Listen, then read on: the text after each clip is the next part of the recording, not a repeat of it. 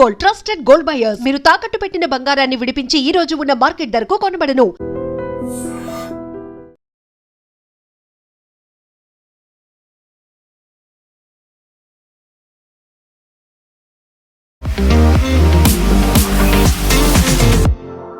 నమస్తే, నేను కవిత. Welcome to I dream news and నిజాలు. హర్ముజ్ జలసంధి గుండా వెళ్లేటువంటి ప్రతి వాణిజ్య నౌక మీద 20% టోల్ ఛార్జ్ విధిస్తాము, వాటికి రక్షణ కల్పిస్తాము అని చెప్పినటువంటి డొనాల్డ్ ట్రంప్ గంటల వ్యవధిలోనే ఆ మాట మార్చేశారు.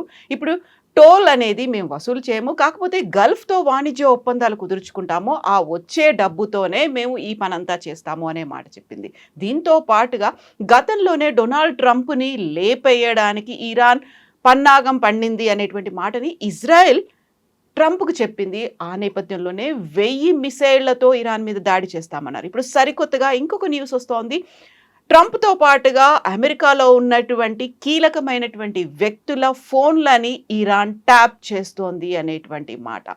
ఇప్పుడు నిజంగానే ఇజ్రాయెల్ చెప్పినటువంటి మాట నిజమవుతోందా? అండ్ ట్రంప్ ఎందుకని 20% టోల్కి సంబంధించి వెనకడుగు వేశారు? నెక్స్ట్ ఏం జరగబోతోంది? హర్ముజ్ జలసంధి ఎప్పుడు ఓపెన్ అవుతుంది? మనతో పాటుగా ఉన్నారు సీనియర్ జర్నలిస్ట్ సురేష్ కొచ్చతిల్ గారు. సార్ నమస్తే. సో మీరు ముందే చెప్పారు 20% అనేది మళ్ళీ వెనకడుగు వేస్తారు అనేది, బట్ దాన్ని ఇంకో రకంగా చెప్పారు. గల్ఫ్ దేశాల దగ్గర విపరీతంగా డబ్బు ఉంది, వాళ్ళతో మేము వాణిజ్య ఒప్పందాలు చేసుకుంటాం, వచ్చే డబ్బుతో ఈ పని చేస్తాం, బట్ నేను కేర్ టేకర్ని హర్ముజ్ జలసంధికి అనేటువంటి మాట మళ్ళీ ఎందుకు అలా ఇండైరెక్ట్గా చెప్తున్నారు? అంటే బేసిక్లీ ఒకటి, ఇరాన్ని హార్ముజ్ స్ట్రైట్ని వాళ్ళ కంట్రోల్ ఉండకూడదని ట్రంప్ చాలా క్లియర్గా ఉన్నది. ఎందుకంటే కాంపిటీషన్ అయిపోయింది. ఇప్పుడు ఇరాన్ తీసుకుంటే ఇరాన్ కమిషన్ కొట్టేస్తారు, నేను తీసుకుంటే నా కమిషన్ రావాలని చెప్పి ఇప్పుడు కాంపిటీషన్ అయిపోయింది. సో ఇంటర్నేషనల్ మ్యారిటైమ్ రూల్స్ ప్రకారం మీరు ఒక ఫ్రీ ఫ్లోయింగ్ రివర్ సిస్టమో లేకుంటే ఓషన్ సిస్టమో మీరు టారిఫ్ ఛార్జ్ చేయలేరు. అది అలౌడ్ కాదు. అది దానికోసం ముందే మ్యారిటైమ్ వాళ్ళు ముందే చెప్పారు, ఇది ఇరాన్ చెప్పినప్పుడు చెప్పారు చేయలేరు మీరు, it's illegal as per law అని చెప్పేసి. మళ్ళీ ట్రంప్ అదే చేస్తున్నారు. మళ్ళీ మార్కో రూబియో మొన్న చెప్పారు that no nation can charge at toll అని చెప్పి. సడన్గా ఆయన నిన్న అడిగారు, మళ్ళీ ట్రంప్ అన్నారంటే అప్పుడే బహుశా ఆయన మాట్లాడుంటారు ట్రంప్ దగ్గర, డోంట్ డూ దిస్. ఇప్పుడు పెట్టుబడి అనేది చాలా ఓపెన్ సిస్టమ్, అమౌంట్ కమిట్మెంట్ లేదు. మీరు 2 బిలియన్ పెడతారా, 3 బిలియన్ పెడతారా. ఆల్రెడీ ఖత్తర్ అనేది యుఎస్లో చాలా పెద్ద ఇన్వెస్ట్మెంట్ ఉంది వాళ్ళది. ఖత్తర్ ఫౌండేషన్ అని చెప్పి, ఖత్తర్లో ఉన్న రాణి మదర్, షీ కంట్రోల్స్ ఇట్. యుఎస్లో ప్రతి యూనివర్సిటీలో పెట్టుబడి పెట్టి వాళ్ళ బ్రాంచ్ వాళ్ళు దోహాలో పెట్టుకున్నారు. జార్జ్టౌన్ యూనివర్సిటీ, మీరు కార్నెల్, మీరు ప్రతి university is there in Doha. ఎందుకు? షార్జా దగ్గర నుంచి కాంపిటీషన్ ఉంది వాళ్ళకి. షార్జా ఆయన కూడా ఇది కావాలని చెప్పి ఆయన కూడా పెట్టుబడి పెట్టారు. సో కండిషన్ ఏంటంటే యుఎస్లో మీరు మా దగ్గర 200 మిలియన్, 300 మిలియన్, 500 మిలియన్, $1 బిలియన్ ఇస్తే మాకు ఒక రెవెన్యూ చెస్ట్ లాగా ఉంటుంది మా దగ్గర. అక్కడ గవర్నమెంట్ డబ్బులు ఏం రావు, ప్రైవేట్ యూనివర్సిటీ వాళ్ళ డబ్బులతో నడిపించాలని. సో వాళ్ళు ఏం చేస్తారు, వాళ్ళు ఈ డబ్బులు తీసుకొని సరే మాకు ఒక శాటిలైట్ యూనిట్ మీద మా దగ్గర అక్కడ పెట్టండి, ఏషియాలో ఉన్న పిల్లలంతా అక్కడికి వస్తారు, మా దగ్గర వచ్చి చదువుకుంటారని. ఇది ఖత్తర్ది స్ట్రాటజీ అన్నమాట. పైకేమో ఒక ఎడ్యుకేషన్ హబ్ని డెవలప్ చేస్తున్నామని చెప్పడంతో పాటు, ఎందుకంటే వీళ్ళకి తెలుసు ఏదో ఒక రోజు ఆయిల్ అనేది అయిపోతుంది, గ్యాస్ అనేది అయిపోతుంది. సౌదీ అరేబియా చూడండి, వాళ్ళు యుఏఈతో పోటీ పెట్టుకుంటున్నారు. వీళ్ళందరికన్నా ముందు యుఏఈ మొదలు పెట్టారు ఇది. ఎందుకంటే యుఏఈ దగ్గర ఆయిల్, అంటే యుఏఈలో దుబాయ్ దగ్గర ఆయిల్ లేదు, అబుదాబి దగ్గర ఆయిల్ ఉంది. సో దుబాయ్ ఏం చేశారు, టూరిజం హబ్గా కన్వర్ట్ చేసుకున్నారు. టూరిజం మీద డిపెండ్. దానికోసం యుద్ధం జరిగి 2 రోజుల తర్వాత ఫస్ట్ అటాక్ జరిగింది దుబాయ్ ఎయిర్పోర్ట్ మీద జరిగింది, ఇరాన్ది. ఎందుకంటే వాళ్ళకి తెలుసు వాళ్ళ మెయిన్ డబ్బులు ఎక్కడి నుంచి వస్తుంది అనేది. ఇప్పుడు ప్రెసిడెంట్ ట్రంప్ చెప్తున్న దానికి ఒక క్లోజర్ లేదు. ఎందుకంటే ఒకటి, బుషేర్ మీద నిన్న అటాక్ జరిగి, నేను ఇప్పుడు అదే చూస్తున్నాను, latest wave of attacks over అంటున్నారు. అంటే లేటెస్ట్ వేవ్, ప్రతిరోజు ఒక వేవ్ కొడుతున్నారు వీళ్ళు. సో ఈ వేవ్లో వీళ్ళు ఇరాన్ మీద, బుషేర్ మీద కొట్టారు. బుషేర్ ఇస్ వేర్ వాళ్ళ న్యూక్లియర్ ప్లాంట్ ఉంది ఒకటి. నిన్న వీడియోస్ చూస్తే నాకు కూడా భయం వేస్తుంది, ఎందుకంటే మష్రూమ్ క్లౌడ్ లాగా వస్తుంది బయటికి, which is the typical nuclear explosion impact అన్నమాట. మనం చెర్నోబిల్ అట్లాంటి బ్లాస్ట్ చూడలేదు, చెర్నోబిల్ ప్లాంట్ బ్లాస్ట్ అయింది. ఫుకుషిమాలో it was a leakage of radiation. కానీ మనం హిరోషిమా, నాగసాకి తర్వాత మనం ఒక మష్రూమ్ క్లౌడ్ని చూడలేదు ఇంకెప్పుడు దాకా. బహుశా ఇది మెయిన్ ప్లాంట్ కొట్టలేమో, దాని పక్కన ఏదో కొట్టుంటారు, కానీ ఇంపాక్ట్ ఇస్ హెవీ. ఇరాన్ వైపు ప్రాబ్లం ఏమొస్తుందంటే, ఇరాన్కి America slowly strait of Hormuz మీద పక్కనున్న అన్ని పోర్ట్స్ మీద కొడుతున్నారు వాళ్ళు. ఒకటి వాళ్ళు మెయిన్గా వాళ్ళు చూసిన కెషమ్ ఐలాండ్ ఒకటి కొట్టారు. ఓకే, అది కాకుండా బందర్ అబ్బాస్ కొట్టారు. బందర్ అబ్బాస్ ఇరాన్కి చాలా క్రూషియల్. అక్కడి నుంచే ఇరాన్ కావాల్సిన అన్ని సరుకులు అక్కడి నుంచి వస్తున్నాయి, ఇన్కమింగ్ అండ్ అవుట్ గోయింగ్లో చాలా మటుకు మన కార్గ్ ఐలాండ్ నుంచి ఆయిల్ వెళ్తుంది. ఇక్కడి నుంచి ఓన్లీ ఫర్టిలైజర్, మిగతా ప్రోడక్ట్స్ అన్నీ ఈ ఐలాండ్ నుంచి వెళ్తుంది అనమాట. కార్గ్ ఐలాండ్ నుంచి కాదు అది. That is from Bandar Abbas. Bandar Abbas మీద చాలా డ్యామేజ్ జరిగింది. నిన్న మీరు చూస్తుంటారు 3 సీ డ్రోన్ యూజ్ చేశారు వాళ్ళు. ఫస్ట్ టైం పాసిబ్లీ యుద్ధంలో సీ డ్రోన్ అనే కాన్సెప్ట్ తీసుకొచ్చారు వీళ్ళు. ఆ సీ డ్రోన్తో దాడి చేసి నిన్న వాళ్ళ మెయిన్ పోర్ట్ లోడింగ్ ఏరియాని మొత్తం ధ్వంసం చేశారు యుఎస్. సో స్లోలీ ఇరాన్ ఇప్పుడు ఏం చేయలేకపోతున్నా, నిన్న ఆఫ్టర్నూన్ నుంచి వాళ్ళ మీద బ్లాకేడ్ కూడా పెట్టేశారు. మీరు ఆయిల్ బయటికి తీసుకెళ్లారు, బయట ఉన్న షిప్స్ని బందర్ అబ్బాస్ కానీ, కార్గ్ ఐలాండ్ కానీ, కెషమ్ ఐలాండ్కి మీరు పంపించలేరు. దీంతో పాటు కెషమ్ ఐలాండ్ మీద ఉన్న రెవల్యూషనరీ గార్డ్ పోస్ట్ మీద కొట్టారు. అది కాకుండా రూమర్ ఏంటంటే ఈవెన్ ఫోర్దో మీద కూడా కొట్టారంటే. ఫోర్దో ఇస్ అనదర్ న్యూక్లియర్ ప్లాంట్ వీళ్ళది. అక్కడ కూడా దాడి జరిగింది అంటున్నారు. సో మనకు క్లారిటీ లేదు, ఎందుకంటే ఇరాన్ ఏం చెప్పట్లేదు. అమెరికా వీడియోస్ రిలీజ్ చేస్తున్నారు. ఇదే టైంలో ఇరాన్ ఏమంటున్నారు, మేము అమెరికా మీద దాడి చేసాం, కువైట్లో ఉన్న వాళ్ళ నేవల్ ఫ్లీట్లో చాలా పెద్ద డ్యామేజ్ జరిగింది, వాళ్ళ లోడింగ్ పాయింట్లో ఎందుకంటే షిప్స్ నిన్న కూడా నేను ఎక్స్ప్లెయిన్ చేశాను బహుశా అది. మన వీళ్ళ అలద్ బేస్ ఉంది వీళ్ళ దగ్గర ఖతర్లో, ఇట్స్ అన్ ఎయిర్ బేస్. మీరు బాంబింగ్ జరుగుతుందని తెలిసే ఒక 5-6 అవర్స్ ముందు ప్లేన్లన్నీ అక్కడి నుంచి తీసుకెళ్ళిపోవచ్చు, మీరు ప్రాబ్లం ఉండదు. కానీ fifth fleet, US fifth fleet అంటే చాలా పెద్ద ఫ్లీట్ అది మొత్తం బేస్డ్ ఉంది. అది ఇక్కడ ఉన్నారు, వీళ్ళ దగ్గర ఉన్నారు, బహ్రెయిన్ దగ్గర. బహ్రెయిన్ కొట్టినప్పుడు న్యాచురల్లీ షిప్స్ మీరు ఫాస్ట్గా మూవ్ చేయలేరు అక్కడి నుంచి, మీకు మినిమం ఒక రోజు పడుతుంది. సో డెఫినెట్లీ డ్యామేజ్ జరుగుంటుంది ఏదో ఒక. బట్ అమెరికా ఇవాళ దాకా ఎప్పుడు క్లియర్గా క్లారిటీ ఇవ్వలేదు. వాళ్ళు ఏమంటే ఫ్యూయల్ లోడింగ్ పాయింట్ మీద కొట్టారంటున్నారు. ఫ్యూయల్ లోడింగ్ పాయింట్ మీద కొడితే డ్యామేజ్ చాలా పెద్దది ఉంటుంది. అంటే it's like a big tank, అది 10-20 ట్యాంకులు ఉంటాయి అట్లాంటిది. సో లోడింగ్ పాయింట్ మీద కొట్టారంటే పక్కన షిప్స్ ఉంటే దాన్ని డ్యామేజ్ జరుగుతుంది అనమాట. సో ఓవరాల్గా చూస్తే అమెరికా ఇప్పుడు short term pain, long term gain అని చూస్తున్నారు. మేము కొన్ని నష్టాలు తీసుకుంటాము కానీ ఇరాన్ని ఉండనీయము, అది అమెరికా మెయిన్ స్ట్రాటజీ. ఇప్పుడు ఇరాన్ని ఉండనీయము అని చెప్పి ఇప్పుడు హర్ముజ్ జలసంధిలో ఉన్నటువంటి నౌకలు ఎవరు సేఫ్ గార్డ్ చేస్తారు, ఎవరు గార్డియన్ అవుతారు, కేర్ టేకింగ్ ఇవన్నీ అనుకున్నప్పుడు అక్కడ మన భారతదేశానికి చెందినటువంటి 7 వాణిజ్య నౌకలు ఆగిపోయి ఉన్నారు. ఆల్మోస్ట్ 180+ క్రూ మెంబర్స్ కూడా ఉన్నారు. ఇరాన్ చేసినటువంటి ఒక దాడితో మన ఒక ఇండియన్ క్రూ మెంబర్ కూడా చనిపోయాడు. మనం ఇరాన్ అంబాసిడర్ని పిలిచాము, ఒక ప్రొటెస్ట్ చేసాము, ఒక నిరసన వ్యక్తం, అది సరిపోతుందంటారా? ఎందుకంటే అక్కడ ఉన్నటువంటి 180+ మన క్రూ మెంబర్స్ ఉన్నారు, ఆ తర్వాత మనవి ఉన్నాయి. మనం ఓన్లీ వాళ్ళతో పిలిచి మాట్లాడినంత మాత్రాన సరిపోతుందా? ఇవన్నీ క్రైసిస్ ఇదంతా కంటిన్యూ అవుతుంది వారంతా. ఇరాన్ గవర్నమెంట్కి వీళ్ళ మీద ఏం కంట్రోల్ లేదు. స్ట్రేట్ ఆఫ్ హార్మోస్లో ఉన్నది రెవల్యూషనరీ గార్డ్స్. వాళ్ళు పొలిటికల్, మీరు డిప్లొమాటిక్ లెవెల్లో పిలిచి మీరు అది స్టాండర్డ్ ప్రొసీజర్. ఏదైనా ఘర్షణ జరిగితే, ఏదైనా ప్రాబ్లం ఉంటే ఆ దేశాన్ని వాళ్ళ ఒక 1 లెవెల్ బిలో ద అంబాసిడర్ ఉంటారు, ఆయనలు పిలిచి they give a return complaint saying మా వీళ్ళ మీద దాడి చేశారు. ప్రాబ్లం ఎక్కడ వస్తుందంటే వీళ్ళు ఈ దాడి చేసిన ship doesn't belong to India. ఒకటి సైప్రస్ రిజిస్టర్డ్ ఒక షిప్ ఉండే, నిన్న కొట్టిన 2 షిప్పులు ఖతర్ది కొట్టుండే. దాని తర్వాత సౌదీ అరేబియన్ షిప్ మీద కొట్టారు. ఈ చాలా మటుకు కువైట్ షిప్స్ మీద కొట్టారు నిన్న 2 దానికన్నా ముందు. సో డ్యామేజ్ జరుగుతుంది. ప్రాబ్లం ఏంటంటే మన సీఫేరర్స్ చాలా దేశాల్లో పనిచేస్తారు, దేశాల కోసం ఉన్న షిప్స్లో పనిచేస్తారు వాళ్ళు. సో ఫిలిప్పీన్స్ వాళ్ళు ఇండియన్స్ కనిపిస్తారు మీకు మ్యాక్సిమం. ఏ షిప్ అని తీసుకోండి, దాంట్లో 50 మంది ఉంటే దాంట్లో 25 మంది 30 మంది మన ఇద్దరు కేటగిరీలు ఉంటారన్నమాట. ఇండియన్ సీఫేరర్స్ అని. కానీ ముందే గవర్నమెంట్ వార్నింగ్ ఇచ్చారు. ఈ యుద్ధం మొదలైనప్పుడే ఇండియన్ సీఫేరర్స్ దగ్గర చెప్పారు, మీరు గల్ఫ్ ఆఫ్ ఒమాన్లో ఉన్నాను, మీరు పర్షియన్ గల్ఫ్లో ఉన్నారు, కానీ మేము ఫ్లైట్స్ అరేంజ్ చేస్తాం, మీరు వచ్చేసేయండి ఇంటికి. వీళ్ళు రావట్లేదు బికాస్ వాళ్ళు the god of poverty. Literally వాళ్ళ దగ్గర డబ్బులు లేవు, కష్టపడి పనిచేసి డబ్బులు సంపాదించుకొని వెళ్తారు. మళ్ళీ అక్కడి నుంచి ఇక్కడ వచ్చి ఏం చేసుకుంటారు వాళ్ళు ఏం చేయలేదు. ఎందుకంటే సీఫేరర్స్కి కాంట్రాక్ట్ ఉంటుంది 6 నెలలు, 1 నెల, సంవత్సరం పాటు. యూజువలీ 6 నెలలు పనిచేస్తే 6 నెలలు ఆఫ్ ఉంటుంది వాళ్ళకి. ఎందుకంటే 3 నెలలు పనిచేస్తే 3 నెలలు ఆఫ్ ఇస్తారు. బికాస్ 24/7 పనిచేస్తున్నప్పుడు.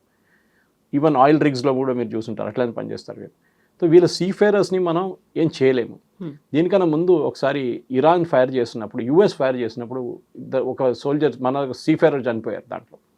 అదేంటి, వాళ్ళకి చాలా క్లియర్గా వార్నింగ్ ఇచ్చారు, రిటర్న్ అని చెప్పి. ఈ క్యాప్టెన్స్ అంతా యూరోపియన్స్ ఉంటారు యూజువలీ, వాళ్ళకు ఒక అరగెన్స్ ఉంది, వాళ్ళు హీరోడా నాకు చెప్పడానికి అని చెప్పేసి వాళ్ళు ముందుకు వెళ్ళిపోతారు. అక్కడే జరుగుతుంది అంతా. వాళ్ళు ఇంజిన్ రూమ్లో ఉంటారు. నిన్న జరిగిన దాంట్లో ఇంజిన్ రూమ్ మీద కొట్టారు వాళ్ళు Iran. So so engine room damage అయితే క్యాప్టెన్ ఉంటారు, క్యాప్టెన్ చనిపోతారు, లేకుంటే అట్లీస్ట్ ఇలా మేజర్ ఇంజరీస్. ఇది బో మీద కొడుతున్నారు, టాప్ పొజిషన్ మీద. అక్కడ కొట్టినప్పుడు అక్కడంతా మన సీఫేరర్స్ ఉంటారు, వాళ్ళు లుక్అవుట్లో ఉంటారు, వాళ్ళు చూస్తుంటారు ముందేం జరుగుతుంది, వెనక గేమ్ ఉంది, షిప్స్లో చూస్తుంటారు వాళ్ళు. సో డెఫినెట్గా yes, it should not happen. కానీ మనం పిలిచి ఇరాన్కి వార్నింగ్ ఇచ్చినా ఏం కాదు, ఎందుకంటే రెవల్యూషనరీ గార్డ్స్ ఇప్పుడు ఆ ఏరియా మొత్తం వాళ్ళ కంట్రోల్లో ఉంది. అండ్ వాట్ అబౌట్ అక్కడ స్టాండర్డ్ అయి ఉన్నటువంటి 7 షిప్స్ని మళ్ళీ ఎట్లా తెప్పించుకుంటాం? అది మనం ఇప్పుడు యుఎస్ ఆర్ నేవీ హెల్ప్తోనే బయటికి తీసుకురావాల్సి వస్తుంది. కానీ నాకు సర్ప్రైజింగ్ ఏంటంటే ఇన్ని రోజులు ఈ సీజ్ ఫైర్ వచ్చినప్పుడు అన్నీ మూవ్ అవుతుండే, వీళ్ళు ఏమైపోయింది, వీళ్ళు ఎందుకు స్టక్ అయ్యారు? కొత్తగా వెళ్ళిన షిప్స్ అది కూడా డౌట్ ఉంది నాకు. ఐ డోంట్ థింక్ ఇది పాత షిప్స్ ఉండొచ్చు, అది ఇప్పుడు వెళ్ళి లోడ్ చేసిన షిప్స్ ఉండొచ్చు, అది ఇప్పుడు యుఎస్ నేవీ మూవ్ చేస్తున్నారు వాళ్ళు ఎట్లా. కానీ నిన్న మూవ్ అయింది I think only 5 ships move yesterday. 76 ఉండే 4 రోజుల క్రితం. Usual full before February 20th full మూమెంట్లో 124 షిప్లు మూవ్ అవుతుంది రెండు వైపుల నుంచి. ఇట్స్ వెరీ నారో స్ట్రెచ్, మీకు మనం ఎక్స్ప్లెయిన్ చేసాం కదా, ఒకటి గల్ఫ్ ఆఫ్ ఒమాన్ వైపు నుంచి వెళ్తే ఒకటి ఇరాన్ వైపు నుంచి వెళ్తుంది. 32 కిలోమీటర్లే విడ్త్ అది. Okay, the entire strait of Hormuz అనమాట. అక్కడి నుంచి బయటకు వస్తే it is normal Gulf of Oman నుంచి అరేబియన్ సీ వచ్చి మన గుజరాత్ వైపు రావచ్చు. ప్రాబ్లం ఏంటంటే అమెరికాకి ఒక ఈగో ఇష్యూ, వాళ్ళకి ఎట్లయినా షిప్లన్నీ బయటికి తీసుకురావాలి. ఎందుకంటే అమెరికాలో ఇప్పుడు మళ్ళీ ప్రైసెస్ పెరిగింది, గ్యాలన్కి $4 వచ్చేస్తుంది, $4 వచ్చేస్తుంది, which will be bad news అనమాట ట్రంప్కి. ఆయన ఎట్లనో ఈ రేట్లు తగ్గించడానికి షిప్స్ని బయట తీసుకురావాల్సిందే. ఇప్పుడు మనం ప్రోగ్రామ్ మొదలుపోతే చెక్ చేస్తే 86 ఉంది $1 బ్రెంట్ క్రూడ్. మన ముర్బాన్ క్రూడ్ వల్ల Saudi Arabian crude is 81, which is what మనం కొనేటప్పుడు యూజువల్లీ అదే కొంటాం మనం. కానీ ఇంటర్నేషనల్ లెవెల్ క్యాల్కులేట్ చేస్తున్నప్పుడు వాళ్ళు బ్రెంట్ క్రూడ్ మీద క్యాల్కులేట్ చేస్తారు. అది లాస్ట్ వీక్ మళ్ళీ ఘర్షణ మొదలై ముందు అది 72, 68 దాకా కూడా వచ్చింది. So it is increase by $10 to $15, which is a good amount, big amount. కానీ మనకి ఇప్పుడు ఇమీడియట్ ఇంపాక్ట్ భారతదేశం మీద ఉండదు, మనం ఫార్వర్డ్ కాంట్రాక్ట్ సైన్ చేస్తాం ఇప్పుడు. ఇది మనం ఎట్లా అంటే ఇవాళ రేపటి కావాల్సిన సరుకు ఇవాళ వెళ్ళి తీసుకోరు వాళ్ళు. They will sign for December now. Forward contracts అంటారు దీన్ని. ఒక రేట్ పెట్టేసి ఆ రేట్ మీద క్యాలిక్యులేట్ చేసి వీళ్ళు they will have a deal with the companies అనమాట. సో మనకి ఇమ్మీడియట్ ఇంపాక్ట్ ఉండదు, ఎల్ఎన్జీ మీద ఉంటుంది, ఎల్పిజి మీద ఉంటుంది, అది బహుశా ఉండొచ్చు. కానీ ఇప్పుడు ఇమ్మీడియట్ నెక్స్ట్ 3 months ఉండదు. కానీ అమెరికాకు ఈగో ఉంది, మీరు అడిగిన మాటకి ఎస్ అమెరికా అంటున్నారు షిప్స్ హ్యావ్ టు మూవ్, మేము ప్రొటెక్షన్ ఇస్తున్నాం మీకు ప్రాబ్లం ఏంటంటున్నారు. వాళ్ళేమో భయపడుతున్నారు. దీంట్లో అంతా మనం ఇన్సూరెన్స్ గురించి మాట్లాడామనుకుంటాం. మొన్న ఈ షిప్స్కి ఇన్సూరెన్స్ ఇవ్వాల్సి వస్తుంది. ఒక్క షిప్ కూడా వితౌట్ ఇన్సూరెన్స్ మూవ్ కాదు. మనం వెహికల్స్ తీసుకున్నప్పుడు థర్డ్ పార్టీ తీసుకుంటాం, లేకుంటే కాంప్రహెన్సివ్ తీసుకుంటాం, అది ఒక సంవత్సరానికి తీసుకుంటాం మనం. వీళ్ళకి అది కాదు, వీళ్ళకి ప్రతి ట్రిప్కి తీసుకోవాల్సి వస్తుంది. And they will look at the, మీరు యూరోప్లో తిరుగుతున్నారు, ఎక్కువ ఉండదు ఇన్సూరెన్స్. కానీ మీరు గల్ఫ్కి వచ్చారు, ఇప్పుడు పెరుగుతుంది. మీరు బాబుల్ మందేబ్ నుంచి వెళ్తున్నారా, మీరు స్ట్రేట్ ఆఫ్ హార్ముజ్ నుంచి వెళ్తున్నారా, then again one more issue. మీరు సూయజ్ కెనాల్ నుంచి వస్తున్నారా, మీరు పనామా కెనాల్ నుంచి వస్తున్నారా, లేదు మీరు మలక్కా స్ట్రైట్స్ నుంచి వెళ్తున్నారు. So insurance varies. కానీ ఇప్పుడు ఎవరు ఇన్సూరెన్స్ ఇవ్వట్లేదు ఈ షిప్స్కి. So they are taking personal risk అన్నమాట. సో ఇప్పుడు మొన్న జరిగిన 4 దాడుల్లో కూడా ఆ ships are owned by country, not by company. అదొక పెద్ద డిఫరెన్స్ అనమాట. 2 షిప్లు ఏమో వీళ్ళది ఉండే, ఖతార్ది ఉండే, ఒకటి కువైత్ది and one more Saudi Arabian. So వాళ్ళ ప్రాబ్లం ఏంటంటే ఇప్పుడు వాళ్ళ కంట్రీ వాళ్ళే నడిపించుకుంటున్నారు, వాళ్ళ ఫ్లాగ్ ఎక్కించుకొని they are moving out of the gulf. జరగాల్సింది, ఎందుకంటే జరగకపోతే మనకి 86 కాదు 90కి వెళ్ళిపోతుంది ఈజీగా. So we have to move the ships, ఇంకేం ఆప్షన్ లేదు మనకి. అక్కడ స్టాండర్డ్ అయిపోయినటువంటి మన ఇండియన్ షిప్స్ గురించి మాట్లాడుకుంటుంటే అమెరికాలోనే ట్రంప్ కాంగ్రెస్ ఒక డిస్కషన్ అనేది అవుతోంది, రష్యా మీద శాంక్షన్స్ని పెట్టాలి అనేది. ఇప్పుడు 500% ఉన్నదాన్ని 100%కి చేయాలా అనే దాంతో పాటుగా ఆ ఇంపాక్ట్ అనేది భారత్ అండ్ చైనా మీద కూడా ఉండబోతోంది. ఇండైరెక్ట్గా మనం దాన్ని తగ్గించుకునేటువంటి పరిస్థితి, రష్యా నుంచి చేసుకుంటున్నటువంటి ఇంపోర్ట్స్ని మనం తగ్గించుకోవాలి అనేది. సో అక్కడ ఇంపాక్ట్ అనేది మన భారతదేశం మీద ఎలా ఉంటుంది? మీకు గుర్తుంటుంది బైడెన్ ఉన్న టైంలో బైడెన్ మనకు చెప్పారు రష్యా దగ్గర నుంచి ఆయిల్ కొనుక్కోండి.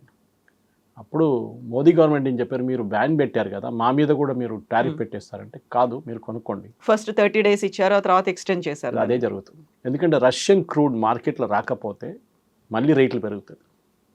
అదే చేశారు బైడెన్ టైంలో. ఏం చేశారు, భారతదేశం మనం రష్యా దగ్గర నుంచి క్రూడ్ కొనేసుకొని మనకి కావాల్సిన క్రూడ్ పెట్టుకొని 50 నుంచి 40 నుంచి 50% పెట్టుకొని మిగతా రిఫైన్ చేసి మన యూఎస్కి అమ్మాం మనం. ఆలోచించండి, రష్యన్ క్రూడ్ రష్యా నుంచి డైరెక్ట్ కొనుక్కుండా మన దగ్గర వచ్చి రీఫైన్ చేసి పంపించారు. ఈవెన్ నో కవిత గారు, India is the largest exporter of fuel.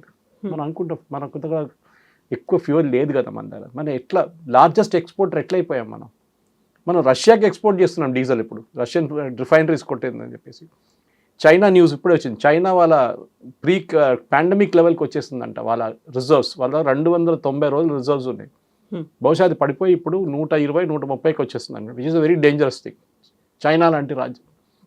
అది కాకుండా ఇప్పుడు యూఎస్ మీరు చెప్పినట్ల శాంక్షన్ పెడితే ఏమవుతుంది? China will not bother. China అంటారు రేపటి నుంచి యూఎస్కి ఒక స్పేర్ పార్ట్ కూడా మేము పంపించమంటారు. మళ్ళీ ట్రంప్ దిగొస్తారు.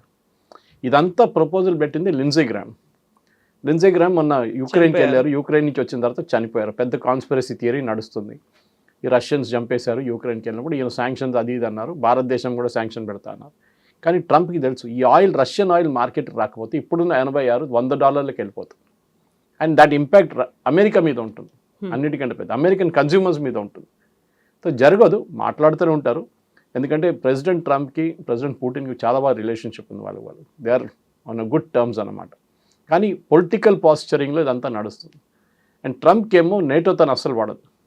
వాళ్ళు నేటో మీద పడుతున్నారు. నేటో మీరేం చేస్తున్నారు, మీరు యుక్రెయిన్ యుద్ధానికి ఎందుకు ఆపట్లేదు, మీరెందుకు ఆయుధాలు ఇవ్వట్లేదు, మా దగ్గర నుంచి మమ్మల్ని ఎందుకు ఇవ్వమంటున్నారు, we will not give anything to Ukraine, ఫ్రీగా ఏమి ఇవ్వం, డబ్బులు ఇచ్చి కొనుక్కోండి చెప్తున్నారు. యుక్రెయిన్కి ఏమో బైడెన్ టైం నుంచి ఫ్రీగా ఇవ్వడం ఉంది. సో రష్యన్ ఆయిల్ మనం కొనుక్కోకపోతే కూడా we will get from other sources, problem లేదు. కానీ ఈ థ్రెట్ నడవదు. మీరు చెప్పినట్లు ముందు ఒక వేవర్ ఇస్తారు, 30 రోజులు అంటారు, తర్వాత ఇంకా 30 రోజులు అంటారు, అది పొడిగించుకుని 120 దాకా పోతుంది అది. సో ఈ ఇష్యూస్ అన్నీ కొనసాగుతున్నప్పుడే ట్రంప్ ఇంకొక స్టేట్మెంట్ కూడా ఇచ్చారు. అక్కడ ఉన్నటువంటి పవర్ ప్లాంట్స్తో పాటుగా బ్రిడ్జిలు వీటన్నిటిని మేము లేపేస్తాము అనేటువంటి మాట, వి బాంబ్ దెమ్ అనేటువంటి ఒక మాట, ఒక statement. And at the same time అక్కడ జరుగుతున్నటువంటి ఇష్యూస్, ఫోన్ ట్యాపింగ్లు అనేవి ఏం జరగబోతోంది అక్కడ?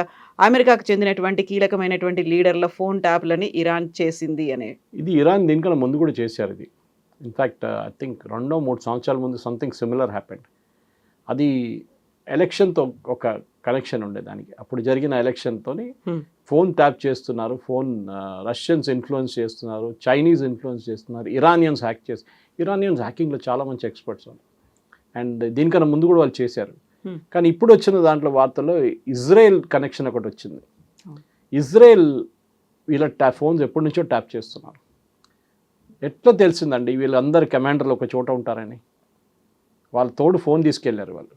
ఆబ్వియస్లీ వీళ్ళందరూ ఒకటే బిల్డింగ్లో ఉన్నారని తెలిసిపోయింది. ఫోన్ ఆన్ చేయగానే లొకేషన్ తెలిసిపోతున్నారు. మన లొకేషన్ కూడా ఆన్ చేయక్కర్లేదు. Your phone has an IMEI location which can trace it.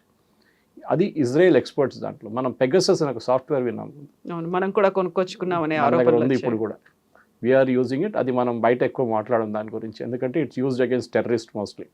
So Israel is the production home for Pegasus. అట్లాంటి వాళ్ళ దగ్గర హై అండ్ సాఫ్ట్వేర్ ఉంది. మొన్న ప్రెసిడెంట్ ట్రంప్కి థ్రెట్ వచ్చినప్పుడు CIA and secret service proof అడిగారంట ఇజ్రాయెల్ దగ్గర. మీకు ఎట్లా తెలిసింది అంత? So Israel I believe of course confidential బేసిస్లో షేర్ చేశారు అది 1-to-1లో. దాని నుంచి దీస్ పీపుల్ ఆల్ కేమ్. అప్పుడే ఈ న్యూస్ బయటకు వచ్చింది దట్ ఇరానియన్ ఫోన్స్ అంతా వీళ్ళు ట్యాప్ చేస్తున్నారని. మీకు గుర్తుంటుంది మన దగ్గర ఈ పేజర్ బాంబ్ బ్లాస్ట్ జరిగింది. ఓకే, హమాస్ వ్యతిరేకంగా. హమాస్ లీడర్స్ అందరినీ ఆల్మోస్ట్ టాప్ 20-25 లీడర్స్ని తీసేశారు వాళ్ళు ఒకటేసారి. ఏం చేశారు, ఆ పేజర్ కంపెనీ పేరు మించి తయారు చేయించారు. ఒక ఇండియన్ ఇన్వాల్వ్డ్ ఉండే దాంట్లో. ఆ కంపెనీ అసలు ఎగ్జిస్టే లేదు. కానీ వాళ్ళ కోసం యూట్యూబ్ వీడియో పెట్టారు, వీడియోలు తయారు చేశారు, కంపెనీ వెబ్సైట్ తయారు చేశారు, ప్రైసింగ్ పాయింట్స్ పెట్టారు, అమెజాన్ లాంటి దాంట్లో సేల్స్ పెట్టేశారు. సో ఇరాన్ కొనుక్కున్నారు అది. ఇరాన్ కొనుక్కొని హెజ్బుల్లాకి పంపించారు, హూతీలు పంపించారు అండ్ హమాస్ పంపించారు. దాంట్లో హమాస్కి వెళ్ళే ఫోన్లలో వీరు ఆ బాంబు పెట్టారు, చిన్న బ్యాటరీ బాంబు పెట్టి 2 సంవత్సరాల తర్వాత దాన్ని బ్లాస్ట్ చేశారు. అది వీళ్ళ కేపబిలిటీ. ఇజ్రాయెల్ మొసాడ్ కానీ Shin Bet, Mossad is our external, Shin Bet is our internal secret service. They are CIA కన్నా చాలా మంచి. ఈవెన్ మీరు అమెరికన్ కాదు, ఏ కంట్రీ సీక్రెట్ సర్వీస్ కూడా ఇజ్రాయెల్ దగ్గర రాలేరు. సో చేశారు, ఎస్, దాంట్లో డౌట్ లేదు. ఎందుకంటే మీకు గుర్తుంటుంది, పాత ఒక కేసు ఉండే, ఇరాన్ న్యూక్లియర్ పవర్ ప్లాంట్ నడిపించే అండ్ వాళ్ళ పవర్ గ్రిడ్ది సాఫ్ట్వేర్ ఒకటి ఉండే. ఈ సాఫ్ట్వేర్ అంతా ఆ టైంలో 5-6 సంవత్సరాల ముందు CDలో స్టోర్ చేస్తుండే. అంటే మీకు ఎప్పుడైనా ఒక సాఫ్ట్వేర్ కరప్ట్ అయిందంటే మళ్ళీ అది అప్డేట్ చేయడానికి CD పెట్టి మళ్ళీ అప్డేట్ చేస్తారు సిస్టమ్. ఒకరోజు ఇజ్రాయేలీ సీక్రెట్ సర్వీస్ అంటే మొసాడ్ వీళ్ళు వచ్చి ఈ ప్లాంట్ లోపల దూరి వాల్ట్ ఓపెన్ చేసి, సీక్రెట్ వాల్ట్ ఓపెన్ చేసి ఈ సీడీలు 500 సీడీలు పట్టుకెళ్ళిపోయారు ఇజ్రాయెల్కి.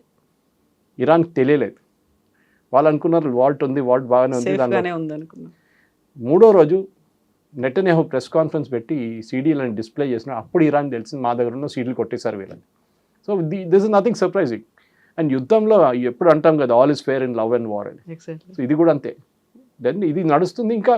కానీ ఇప్పుడు ట్రంప్ సిచ్యువేషన్ నాకు కొంచెం బాధ అనిపించింది. ఇప్పుడు ఐ వాజ్ జస్ట్ రీడింగ్, ఇప్పుడు జరిగిన ఒక స్ట్రైక్లో 7 మంది ఇరానియన్ సోల్జర్స్ చనిపోయారంటే. ఇరాన్ అంటున్నారు ఇది, సెంట్కామ్ ఏం చెప్పట్లేదు కదా. సెంట్కామ్ చెప్పలేదు కానీ they have given a statement. So this ఇప్పుడు యుద్ధం నెక్స్ట్ లెవెల్కి వెళ్తుంది. ఇప్పుడు దాకా ఇరాన్ ఎప్పుడు చెప్పలేదు వాళ్ళు సోల్జర్స్ చనిపోయారని. ఇప్పుడు స్టేట్మెంట్ వస్తుంది. This is as of 5 seconds ago. So war ఇంకో డైరెక్షన్లో మారిపోతుంది. ఇప్పుడు అమెరికా ఇరానియన్ సోల్జర్స్ మీద దాడి చేస్తున్నారు. రెవల్యూషనరీ గార్డ్స్ కాదు, సోల్జర్స్. ఇది మీకు గుర్తుంటుంది, ఇది షా ఆఫ్ ఇరాన్ టైం నుంచి ఉన్న ప్రాబ్లం ఇది. ఖొమేనీకి ఎప్పుడు డౌట్ ఉంటే Iranian soldiers, Shah of Iran మనుషులు యుఎస్ ట్రైనింగ్ తీసుకున్నారు, వీళ్ళు మాతో ఎప్పుడు పనికిరాదు, మాతో పని చేయరు, మమ్మల్ని వెనక నుంచి పొడి చేస్తారని చెప్పి కట్టప్ప స్టైల్లో. ఇదే జరిగింది. రెవల్యూషనరీ గార్డ్ సెటప్ చేశారు. Revolutionary guard running the country. ఇప్పుడు రెవల్యూషనరీ గార్డ్ మీద దాడి చేస్తున్నారు, ఇరానియన్ ఆర్మీ మీద కూడా దాడి చేస్తున్నారు.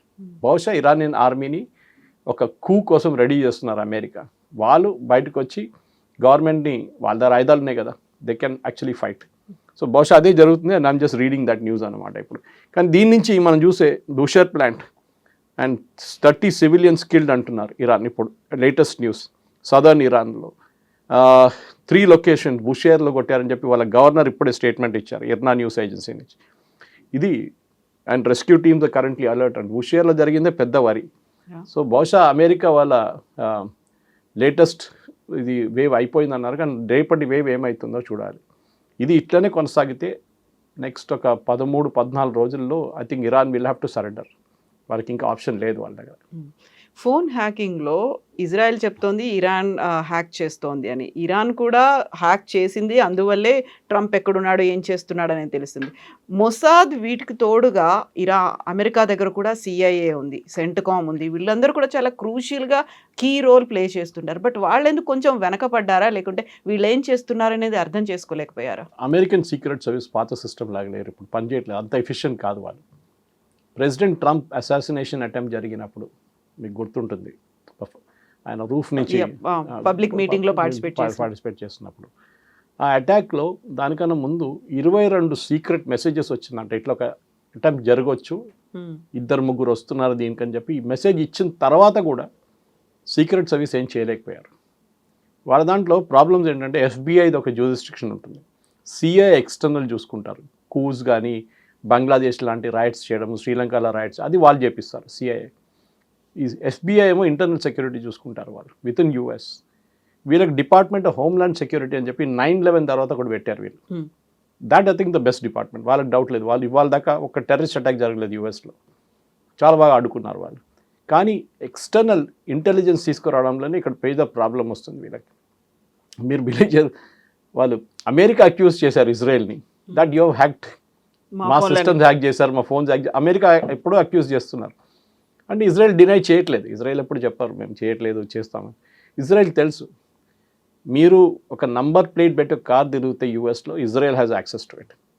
అంత డీప్ యాక్సెస్ ఉంది వాళ్ళకి. అండ్ డెఫినెట్గా ఇరాన్ దగ్గర ఆ రోజు ప్రెసిడెంట్ ట్రంప్ ప్లేన్ చేంజ్ చేయాల్సి వచ్చిన కారణం అది. He had to go from the new air force 1 to the old air force 1. ఎందుకంటే క్లియర్గా వీళ్ళు టర్కీలో అంకారా నుంచి ప్లేన్ టేక్ ఆఫ్ చేస్తున్న టైంలో షూట్ చేయడానికి ఇరాన్ ప్లాన్ వేసుకున్నారు, మిసైల్ పెట్టేసి కొట్టడానికి. కానీ ఆ రోజు చెప్పిన తర్వాత రూట్ మార్చేశారు. ప్రెసిడెంట్ ట్రంప్ US వెళ్ళకుండా లండన్కి వెళ్ళారు. లండన్కి వెళ్ళి లండన్ నుంచి ఎయిర్క్రాఫ్ట్ మార్చి మళ్ళీ కొత్త ఎయిర్ ఫోర్స్ 1 నుంచి అక్కడికి వెళ్ళారు. సో కన్ఫ్యూజ్ చేయడానికి అన్నమాట బేసిక్. ఇప్పుడు మీరు ఆలోచించండి నెటన్యాహు సెక్యూరిటీ ఎంత ఉంటుంది. ఎందుకంటే మీరు మన ఇరాన్ రిలీజ్ చేసిన లిస్ట్లో number 1 is not Trump, number 1 is Netanyahu.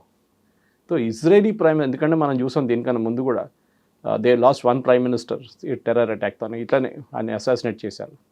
అది Yitzhak Rabin or somebody else, I don't remember, one of them died అట్లా. సో సెక్యూరిటీ చాలా టైట్ ఉంటుంది ఇజ్రాయలీ లీడర్స్ ఎప్పుడు. అండ్ ఇజ్రాయెల్కి ఒక పారానోయా ఉంది. వాళ్ళు ఇంగ్లీష్లో అంటారు లుకింగ్ ఓవర్ యువర్ షోల్డర్ అని చెప్పి, వెనక ఎవరి నుంచి వస్తున్నాడు చూస్తూనే ఉంటారు. ఎవరు వెన్నుపోటు పడుస్తారు డెఫినెట్గా. ఎందుకంటే వాళ్ళ ఒక దేశం అట్లనే వాళ్ళు పుట్టారు. వాళ్ళు దే వర్ బోర్న్ ఇన్ 1948 మే, మనకి ఇండిపెండెన్స్ వచ్చి 1 సంవత్సరం తర్వాత.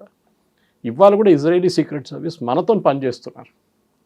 మనకి కార్గిల్లో అమెరికా జీపీఎస్ డిసేబుల్ చేసేసారు. మన ఎయిర్క్రాఫ్ట్ కానీ మన గ్రౌండ్ స్టేషన్స్ కానీ జీపీఎస్ వాడలేకపోయారు. ఆలోచించండి, మీరు హైదరాబాద్లో ఉన్న సడన్లీ జీపీఎస్ ఆఫ్ చేస్తుంది కానీ we're depending on American satellites. ఇప్పుడు మన శాటిలైట్స్ తయారు చేసుకున్నాం దానికోసం. So now your local GPS use చేసి మన ఎయిర్క్రాఫ్ట్ కూడా మన దగ్గర సివిలియన్ ఇండిగో ఆ జీపీఎస్ యూస్ చేసి ఫ్లై చేశారు. Okay, I think Mumbai to Delhi I think it was. So చాలా క్లియర్గా ఇజ్రాయేలీ ఇంటెలిజెన్స్ అనేది టాప్ క్లాస్, అంటే డౌట్ లేదు. వాళ్ళు హ్యాక్ చేశారంటే ఐ విల్ బిలీవ్ దట్ అన్నమాట. కానీ ప్రాబ్లం ఎక్కడ వస్తుందంటే ఇజ్రాయెల్లో వాళ్ళు అమెరికన్ అంతా వాళ్ళకి they don't trust, American trust చేయరు వాళ్ళు. చాలా పెద్ద ప్రాబ్లం ఉంది అమెరికాలో. ఎందుకంటే దీనికన్నా ముందు కూడా అమెరికాతో సహాయం చేసినప్పుడు కూడా చైనీస్ హ్యాక్ చేశారు. చైనీస్ అమెరికన్ సిస్టమ్స్లో హ్యాక్ చేసినారు వాళ్ళు, దాంట్లో కూడా వాళ్ళ ఎక్స్పర్ట్స్. రష్యన్స్ దానికన్నా పెద్ద ఎక్స్పర్ట్స్, వాళ్ళు కూడా హ్యాక్ చేస్తున్నారు అమెరికన్ సిస్టమ్స్ని, ఎస్పెషలీ పెంటగన్లో ఉన్న సిస్టమ్స్ హ్యాక్ చేయడంలో. ఇది ఒక గేమ్ కవిత గారు, ఇది అందరు చేస్తారు, మనం కూడా చేస్తాం. దాంట్లో కొత్తదేం లేదు. కొంతమంది మాట్లాడతారు దాని గురించి, కొంతమంది మాట్లాడతారు అంతే. సో పాకిస్తాన్లో ఉన్న పవర్ సిస్టమ్, మీరు ఇరాన్లో ఇప్పుడు కాదు ఒక 6 సంవత్సరాల ముందు ఇరానియన్ గ్రిడ్ కొట్టేశారు మొత్తం.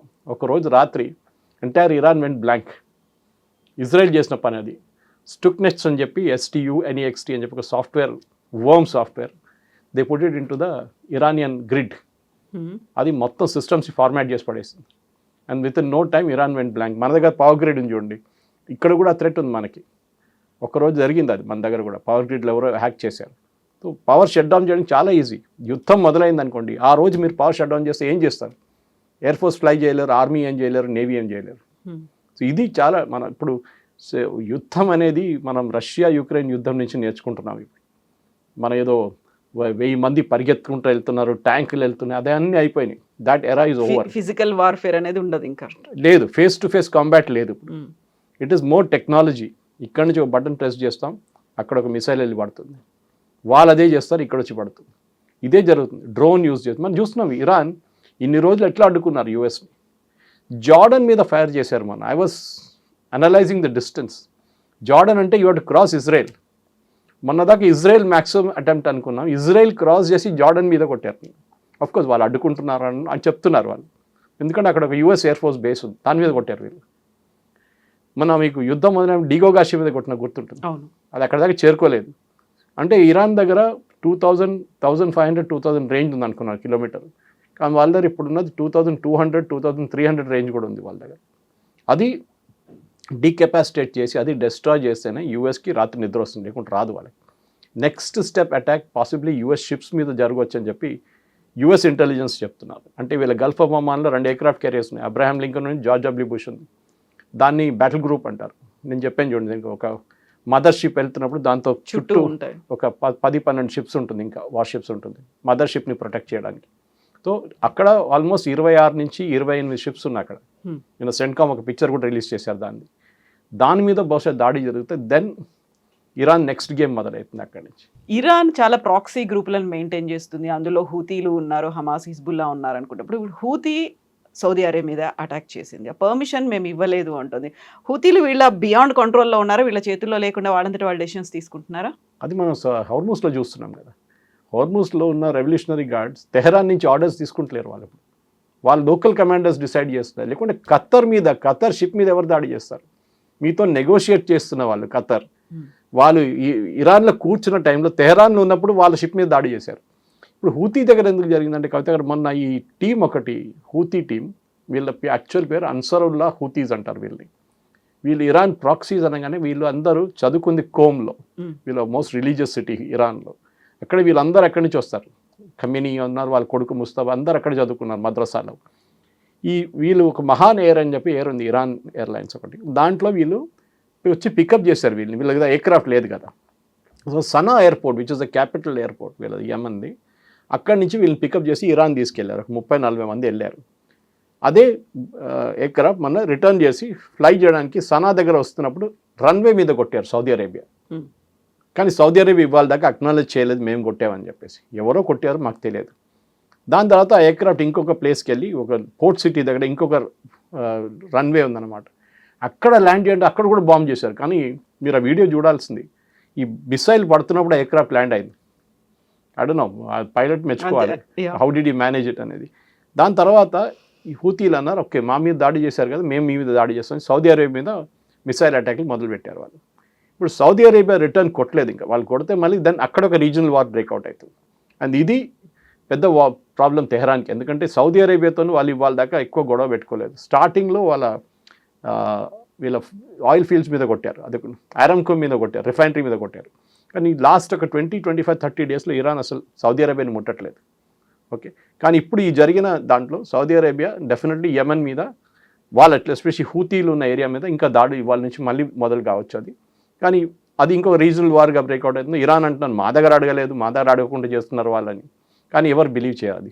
హూతీలు ఇరాన్ దగ్గర పర్మిషన్ తీసుకోకుండా ఏం చేయరు వాళ్ళు. దీనికన్నా ముందు కూడా హూతీ సౌదీ అరేబియా గొడవ జరిగింది, బాంబింగ్ జరిగింది.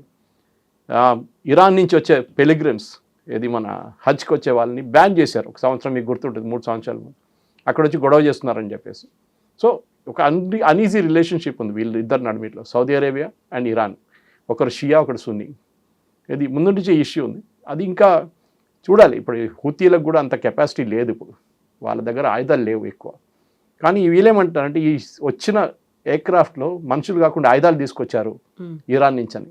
That was the main problem అనమాట. సో మనకు నిజం ఏం జరిగిందని మనకు తెలియదు, కానీ సౌదీ అరేబియా దగ్గర ఇంటెలిజెన్స్ టాప్ క్లాస్ ఇంటెలిజెన్స్ ఉంది, దాంట్లో డౌట్ లేదు. ఏం జరుగుతుంది సనాలో అని వాళ్ళకి తెలుసు చాలా క్లియర్గా. సో యుద్ధం అనేది ఒక సింపుల్గా జరుగుతున్నటువంటి ఒకే ఒక ఇష్యూ కాదు, బోల్డ్ అంత నెక్సెస్ ఉంది, ఇంటర్లింక్డ్గా ఉన్నాయి, ఒక చైన్ రియాక్షన్స్ కూడా కనిపిస్తున్నాయి. మీరు అది చదువుకుంటే ఒకసారి ఇఫ్ యూ అనలైజ్, మనం ఇప్పుడు ఒక హూతీలు అండ్ ఒక సౌదీ అరేబియా గురించి మాట్లాడే అక్కడ పాకిస్తాన్ ఉన్నారు. అక్కడ Pakistan is again Sunni nation. Okay, వాళ్ళకి ఇరాన్తో వాళ్ళు చర్చలు నడుపుతున్నారు, షియా నేషన్. ఓకే, ఇది చాలా కాంప్లికేటెడ్. పాకిస్తాన్ నుంచి 4,000 మంది సోల్జర్స్ అక్కడ ఉన్నారు, వాళ్ళ 8 F-16 ఎయిర్క్రాఫ్ట్ అక్కడ ఉంది. ఓకే, వాళ్ళ మీద నిన్న దాడి జరిగితే అదేమైనా డ్యామేజ్ అయిందని నేను చూస్తున్నాను. నేను అదే నిన్న నుంచి ఆ న్యూస్ ట్రై చేస్తున్నాను. Where Pakistan aircraft damaged, runway మీద ఉంటుంది లేకుంటే పార్క్ చేస్తుంటే హ్యాంగర్లో. వీళ్ళు దాడి చేస్తున్నప్పుడు ఎక్కడ వెళ్ళి పడ్డది అది? ఎందుకంటే వీళ్ళు అన్నారు we attack the Saudi Arabian aircraft air force base అంటున్నారు. ఏ బేసు ఎక్కడ డీటెయిల్స్ లేదు ఇప్పుడు. Or did they attack Riyadh attack చేయలేదు. సౌదీ అరేబియా బిగ్ కంట్రీ, చాలా పెద్ద కంట్రీ. గల్ఫ్లో చూస్తే అందరికన్నా పెద్ద సౌదీ అరేబియా. మీరు అన్ని దేశాలు కలుపుకుంటే కూడా సౌదీ అరేబియాకి ఈక్వల్ రారు వాళ్ళు. Second biggest is Iran actually, and then UAE of course Emirates. వాళ్ళు 7 సపరేట్ కంట్రీస్ని ఒక గ్రూప్గా ఉంచుకున్నారు వాళ్ళంతే. కానీ ఈ హూతీల ఇష్యూ ఇక్కడే ఆగిపోతే మంచిది, లేకుంటే వార్ మళ్ళీ అక్కడ ఇంకొక యుద్ధం అక్కడ మొదలైంది. Yes, sir. Thank you. Thank you, sir.